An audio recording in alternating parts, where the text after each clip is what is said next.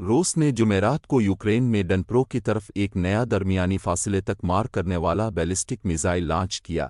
یہ حملہ کیف میں حکام نے شروع میں کہا تھا کہ یہ ایک بین البراعظمی بیلسٹک میزائل تھا۔ تجرباتی IRBM روسی آرس-26 میزائل پر مبنی تھا۔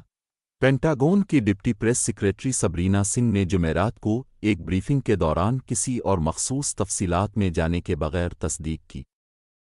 اس نے یہ بھی تصدیق کی کہ لانچ سے پہلے امریکہ کو مختصر طور پر مطلع کیا گیا تھا۔ ایک امریکی اہلکار نے ABC نیوز کو بتایا کہ امریکہ نے حالیہ دنوں میں یوکرین اور دیگر قریبی اتحادیوں اور شراکت داروں کو روس کی جانب سے اس طرح کے ہتھیار کے ممکنہ استعمال کے بارے میں آگاہ کیا تاکہ ان کی تیاری میں مدد کی جا سکے۔ اہلکار کے مطابق روس کے پاس ممکنہ طور پر ان تجرباتی میزائلوں میں سے صرف مٹھی بھر ہیں۔ لانچ جوہری ہتھیاروں کے امکانات کو بڑھاتا ہے اور دونوں جوہری وار ہیڈ سے لیس ہو سکتے ہیں۔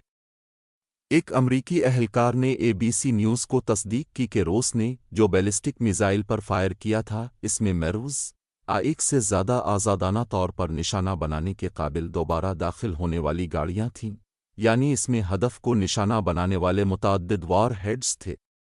میرو ٹیکنالوجی کا استعمال میں میزائل کے اوپر متعدد ایٹمی وار ہیڈز استعمال کرنے کے لیے کیا جاتا ہے تاکہ وہ متعدد اہداف کو نشانہ بنا سکیں۔ جمعرات کو استعمال ہونے والے میزائل میں جوہری وار ہیڈ نہیں تھے۔